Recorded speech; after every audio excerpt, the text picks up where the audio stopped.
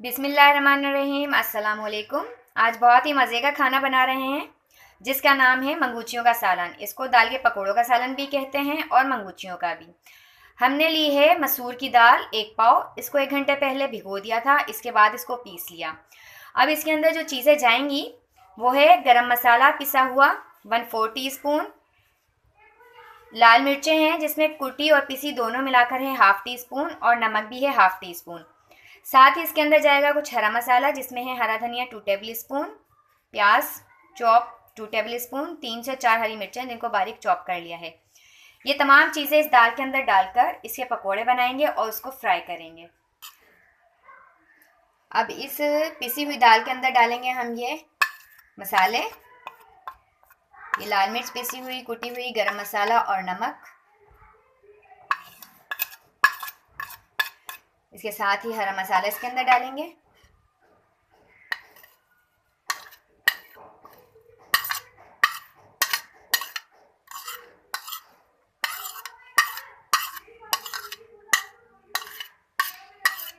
इसको अच्छी तरह मिक्स करेंगे और इसके पकोड़े बनाएंगे।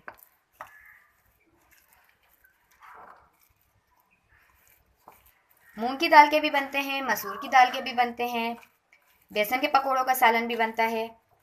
आप इस दाल के पकोड़ों का सालन बनाइएगा, आपको बहुत अच्छा लगेगा। ये देखें, अच्छी तरह से तमाम मसाला इसके अंदर मिला लिया है। अब ऑयल गरम करते हैं।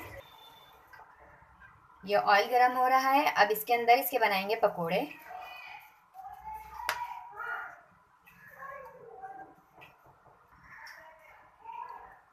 ऑयल गरम हो गया है। अब इसके अंदर डालेंगे पकोड़े।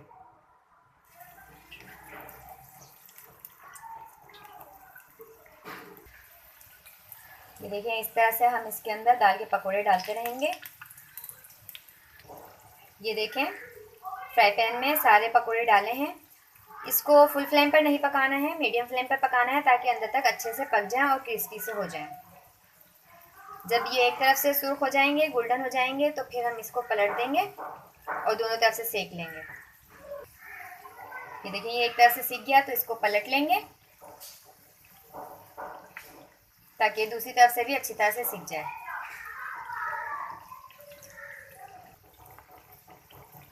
जब तक ये पकोड़े फ्राई होते हैं तब तक हम मसाला तैयार कर लेते हैं। इस तरह सालन भी जल्दी बन जाएगा। लेकिन ध्यान रखिएगा कि ऐसा ना हो इसकी तरफ से ध्यान हट जाए, पकोड़े जल जाएं और हम मसाले में लगे रहें।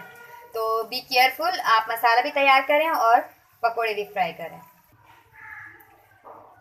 पकोड़ों के सालन के लिए ग्रेवी तैयार करेंगे। इसके लिए ली है 1 पाव दही। दही के अंदर हमने तकरीबन 2 प्याज थी, उनको ब्राउन करके दही के साथ पीस लिया है। दही के साथ पीस लिया ताकि इसकी ग्रेवी अच्छी बने।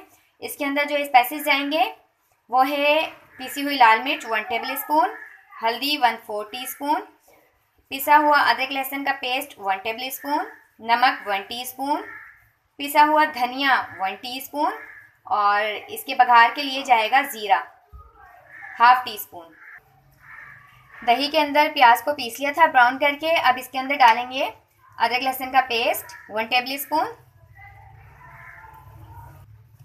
पिसी हुई मिर्चें 1 टेबल स्पून, नमक 1 टीस्पून, हल्दी 1/4 टीस्पून, पिसा हुआ धनिया 1 टीस्पून। इसको अच्छे से मिक्स करेंगे।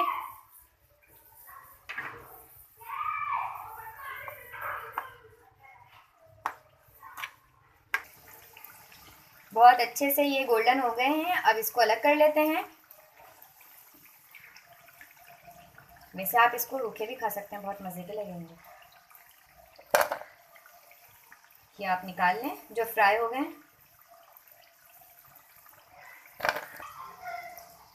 ये जो बाकी दाल बची थी उसके भी पकोड़े बनाकर ऑयल में डाल दिए हैं। जब तक ये सीखते हैं तब तक हम ऑयल गरम करके उसके अंदर मसाला भूनते हैं। ये वही ऑयल है जिसके अंदर हमने प्याज को फ्राई करके निकाला था। अब इसी के अंदर हम डाल देंगे ज़ीरा, और इसके अंदर डालेंगे जो दही में मसाले मिला के रखे थे वो।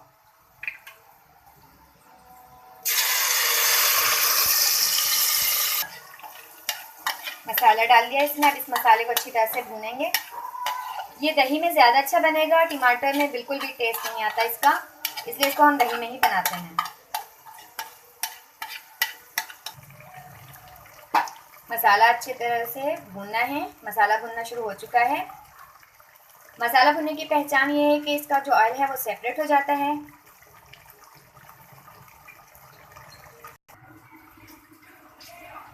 तमाम पकोड़े बहुत अच्छे से फ्राई हो गए हैं। इसको हमने अलग रख लिया है।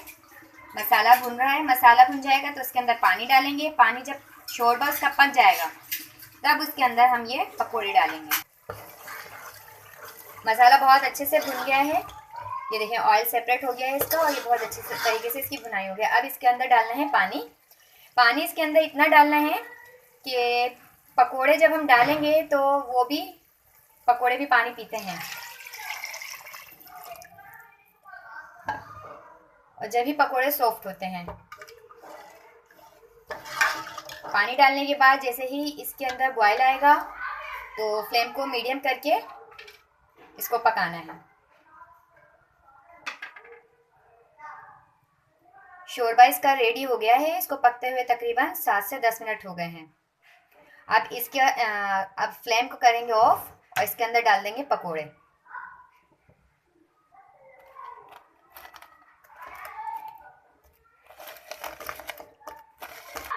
अब इसके ऊपर डालेंगे थोड़ा हरा धनिया